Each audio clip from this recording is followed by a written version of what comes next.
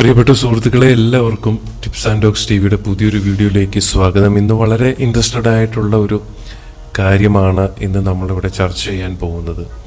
അതായത് സ്ത്രീ ശരീരത്തിലെ അവയവങ്ങളുടെ നിഗൂഢ രഹസ്യങ്ങൾ. കാരണം ഒരുപാട് രഹസ്യങ്ങളുള്ള ഒരു അത്ഭുത പ്രതിഭാസമാണ് സ്ത്രീ ശരീരം എന്ന് പറയുന്നത്. അപ്പോൾ ഈ ഒരു കാര്യത്തെക്കുറിച്ച് വിശദമായിട്ട് വളരെ ചുരുങ്ങിയ വാക്കുകളിൽ തന്നെ നിങ്ങളുടെ വിലപ്പെട്ട സമയം കളയാതെ ഇതൊക്കെ ഒന്ന് അവതരിപ്പിക്കാമെന്ന് വിചാരിച്ചു. അപ്പം ഇത് അറിയാൻ മേലാത്ത ഒരുപാട് പേരുണ്ട്. വീഡിയോയിലേക്ക് സ്വാഗതം. സ്ത്രീ ശരീരത്തിലെ അവയവങ്ങളുടെ സങ്കീർണതയും പ്രവർത്തനങ്ങളുമെല്ലാം വളരെ അത്ഭുതാകരമാണ്. ഏറ്റവും ആദ്യമായിട്ട് പറയേണ്ടത് സ്ത്രീ ശരീരത്തിൻ്റെ പ്രത്യുൽപാദന വ്യവസ്ഥയാണ്. അതായത് അങ്ങനെ ഒരു അത്ഭുതം സ്ത്രീക്കുള്ളത് കൊണ്ടാണല്ലോ നമ്മളൊക്കെ ഈ ഭൂമിയിൽ ജീവിച്ചിരിക്കുന്നത്.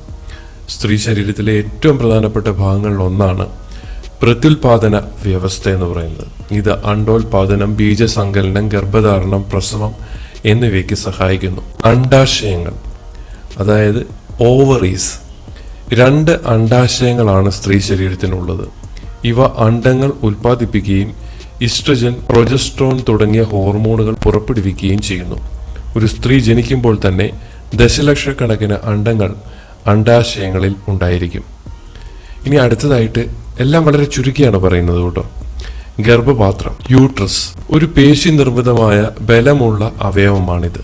ബീജസങ്കലനം നടന്ന അണ്ഡം ഇവിടെയാണ് വളർന്ന് ശിശുവായിട്ട് മാറുന്നത്. ഗർഭപാത്രത്തിന്റെ ഉൾഭാഗം ഗർഭകാലത്ത് വലിയ തോതിൽ വികസിക്കുന്നു.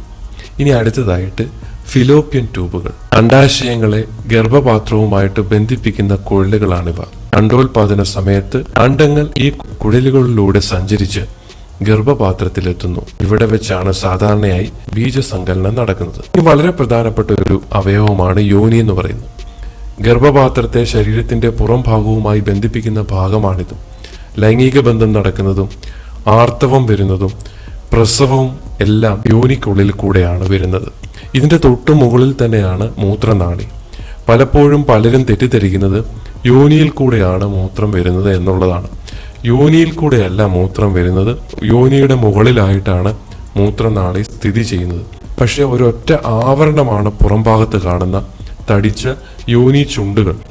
അപ്പോൾ സ്വാഭാവികമായിട്ടും പ്രത്യേകിച്ച് ആണുങ്ങൾ തെറ്റിദ്ധരിക്കുന്നത് യോനിയിൽ നിന്ന് തന്നെയാണ് ഈ മൂത്രം പുറത്തേക്ക് വരുന്നത് എന്നാണ്. അങ്ങനെയല്ല കേട്ടോ. യോനിയിലെ ലാക്ടോബിലസ് എന്ന ബാക്ടീരിയ ലാക്റ്റിക് ആസിഡ് ഉൽപ്പാദിപ്പിച്ച് pH നില 4.5-ൽ താഴെ നിലനിർത്തുന്നു. ഇത് അണുബാധകളിൽ നിന്ന് സംരക്ഷിക്കാൻ സ്ത്രീകളെ സഹായിക്കുന്നു. അടുത്തതായിട്ട് ക്ലിറ്റോറിസ് ആണ്. ക്ലിറ്റോറിസിന് ഒരുപാട് പേരുകളുണ്ട്. ക്രിസരി, അതുപോലെ കന്ത്, അങ്ങനെ ഒരുപാട് പേരുകളുണ്ട്. ലൈംഗിക സംവേദനത്തിനും രതിമൂർച്ചയ്ക്കും പ്രധാനമായ ധാരാളം നാഡികളുള്ള ഉദാഹരണശേഷിയുള്ള ഒരു കലയാണത്. അതായത് ചെറിയ കുട്ടികളുടെ ലിംഗം, അതായത് ഉണ്ടായ ഉടനെ കാണപ്പെടുന്ന കുട്ടികളുടെ ലിംഗം പോലെയാണ് ചില സ്ത്രീകളിൽ ഈ ഒരു അവയവം ഇരിക്കുന്നത്. ചില സ്ത്രീകളിൽ അത്രയും വലിപ്പം കാണും. ഇന്ത്യയിലുള്ള സ്ത്രീകൾക്കൊക്കെ ക്ലിറ്റോറിസിന് വലിപ്പം കുറവായിരിക്കും. വിദേശ രാജ്യങ്ങളിലൊക്കെയുള്ള സ്ത്രീകളുടെ പല വീഡിയോസിലൊക്കെ നോക്കിക്കഴിഞ്ഞ് കഴിഞ്ഞാൽ നമ്മൾ അങ്ങനെ കണ്ടിട്ടുണ്ട്. അപ്പോൾ ഇന്ത്യയിലെ സ്ത്രീകൾക്ക് അത്ര വലിയ വലിപ്പം വെക്കാറില്ല. എന്നാൽ ജനിച്ച ഉടനെയുള്ള ഒരു കുഞ്ഞിൻ്റെ ലിംഗത്തിൻ്റെ അത്രയും വലിപ്പം ചില നാടുകളിലെയൊക്കെ സ്ത്രീകൾക്ക് ഉണ്ടാകുന്നുണ്ട്. അത് പ്രധാനമായിട്ടും സ്ത്രീയുടെ ഉത്തേജനത്തിൻ്റെ ഒരു കേന്ദ്ര ബിന്ദുവാണ് ഈ പറഞ്ഞ ക്ലിറ്റോറിസ് എന്ന് പറയുന്ന അവയവം. അതിനെ ഉത്തേജിപ്പിക്കുന്നതിലൂടെ സ്ത്രീക്ക് രതിമൂർച്ച ഉണ്ടാകുന്നു. ചില വീഡിയോസിലൊക്കെ നമ്മൾ കണ്ടിട്ടുണ്ടാകും, ലൈംഗിക ബന്ധത്തിൽ ഏർപ്പെടുമ്പോൾ തന്നെ സ്ത്രീകൾ ക്ലിറ്റോറിസിനെ നല്ല രീതിയിൽ ഉത്തേജിപ്പിക്കുന്നതൊക്കെ. അതുപോലെ തന്നെ വേറൊരു പ്രധാനപ്പെട്ട കാര്യമാണ് സ്ത്രീകളുടെ സ്തനങ്ങൾ എന്ന് പറയുന്നത്. പ്രത്യുൽപാദന വ്യവസ്ഥയുടെ അനുബന്ധ അവയവമായി കണക്കാക്കപ്പെടുന്ന സ്തനങ്ങൾ മുലയൂട്ടലിലൂടെ കുഞ്ഞിന് പാൽ നൽകുന്നതിന് സഹായിക്കുന്നു. അതുപോലെ സ്തനങ്ങളുടെ വലുപ്പം കൊഴുപ്പ് കലകളെ ആശ്രയിച്ചിരിക്കുന്നു. അതുപോലെ തന്നെ സ്ത്രീകളുടെ സ്തനങ്ങൾ എന്ന് പറയുന്നത് ക്ലിറ്റോറിസ് പോലെ സ്ത്രീകളെ ഉത്തേജിപ്പിക്കുന്ന ഒരു ഭാഗമാണ്. അതുകൊണ്ടാണ് ലൈംഗിക വേളയിൽ ഫോർപ്ലേ ഒക്കെ ചെയ്യുമ്പോൾ തന്നെ സ്തനങ്ങളൊക്കെ വലുതാകുന്നതായിട്ട് കാണുന്നത്. സ്തനങ്ങളുടെ ഞെട്ടുകളിലൊക്കെ സ്പർശിക്കുമ്പോൾ സ്ത്രീ പെട്ടെന്ന് ഉത്തേജിതയാകുന്നു. അതുപോലെ സ്ത്രീയുടെ പ്രധാനപ്പെട്ട ഒരു കാര്യമാണ് ഹോർമോണുകൾ. സ്ത്രീ ശരീരത്തിന്റെ എല്ലാ പ്രവർത്തനങ്ങളെയും നിയന്ത്രിക്കുന്നത് ഹോർമോണുകളാണ്. പ്രധാനമായിട്ട് ഈസ്ട്രജൻ. ഈ ഒരു ഹോർമോൺ ആർത്തവ ചക്രം, എല്ലുകളുടെ ആരോഗ്യം എന്നിവയ്ക്ക് സഹായിക്കുന്നു.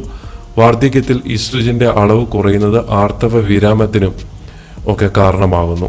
അതുപോലെ പ്രൊജസ്ട്രോൺ ഗർഭകാലത്ത് ഗർഭപാത്രത്തെ ഗർഭസ്ഥ ശിശുവിനെ ഉൾക്കൊള്ളാൻ സജ്ജമാക്കുന്നത് ഇത് പ്രധാന പങ്ക് വഹിക്കുന്നു. അതുപോലെ ഓക്സിറ്റോസിൻ സ്നേഹത്തിന്റെ ഹോർമോൺ എന്നറിയപ്പെടുന്ന ഈ ഒരു ഹോർമോൺ പ്രസവ സമയത്ത് ഗർഭാശയം ചുരുങ്ങാനും മുലയൂട്ടലിനും സഹായിക്കുന്നു. ഇത് മാനസിക ബന്ധങ്ങൾക്കും സാമൂഹിക ഇടപഴകലിനും സഹായിക്കുന്നു. അതുപോലെ ഏറ്റവും പ്രധാനമായിട്ട് എടുത്തു പറയേണ്ട ഒരു സ്ത്രീയുടെ ശരീര അത്ഭുതത്തിൽ ഒന്നാണ് ആർത്തവ ചക്രം എന്ന് പറയുന്നത്. ഓരോ മാസവും ഗർഭധാരണത്തിനായി ശരീരം തയ്യാറെടുക്കുന്ന ഒരു സ്വാഭാവികമായിട്ടുള്ള പ്രക്രിയയാണിത്. ഹോർമോൺ മാറ്റങ്ങളുടെ ഫലമായി ഗർഭപാത്രത്തിന്റെ ഉൾഭാഗം കട്ടിയാകുകയും ഗർഭധാരണം നടന്നില്ലെങ്കിൽ അത് രക്തത്തിലൂടെ പുറത്തേക്ക് പോവുകയും ചെയ്യുന്ന ഒരു പ്രക്രിയയാണിത്.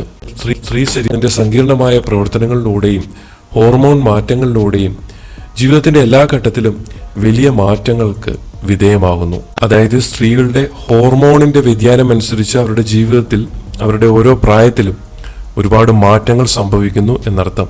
അതുപോലെ ഒരു കാര്യം കൂടെ പറയാണ്, ഈ ആർത്തവ വിരാമം അത് പറയാൻ വിട്ടുപോയി. ഒരു സ്ത്രീയുടെ പ്രത്യുൽപാദന ശേഷി അവസാനിക്കുന്നതിനെയാണ് ആർത്തവ വിരാമം എന്ന് പറയുന്നത്. സാധാരണയായി ശരാശരി ഒരു 52 വയസ്സ് വരെയാണ് ഇത് സംഭവിക്കുന്നത്. അതിനു മുമ്പും സംഭവിക്കാം. 40കളുടെ പകുതിയോടെയോ 40കളുടെ അവസാനമോ ഒക്കെ സംഭവിക്കുന്ന സ്ത്രീകളുണ്ട്. ഓരോരുത്തരിലും വ്യത്യസ്തമാണ്. ഈ ഒരു വീഡിയോ ഈ കാര്യങ്ങളെക്കുറിച്ച് അറിവില്ലാത്തവർക്ക് വളരെ പ്രയോജനമായി എന്ന് വിചാരിക്കുന്നു. അപ്പോൾ ഈ വീഡിയോ നിങ്ങൾക്ക് ഇഷ്ടമായെങ്കിൽ നിങ്ങൾ ലൈക്ക് ചെയ്യാൻ മറക്കരുത്. അതുപോലെ ആദ്യമായിട്ട് കാണുന്ന പ്രിയപ്പെട്ട സുഹൃത്തുക്കൾ ഈ ചാനൽ ഒന്ന് സബ്സ്ക്രൈബ് ചെയ്യുക. അടുത്ത വീഡിയോയിൽ മറ്റൊരു വിഷയവുമായി വരാം. എല്ലാവർക്കും നന്ദി, നമസ്കാരം.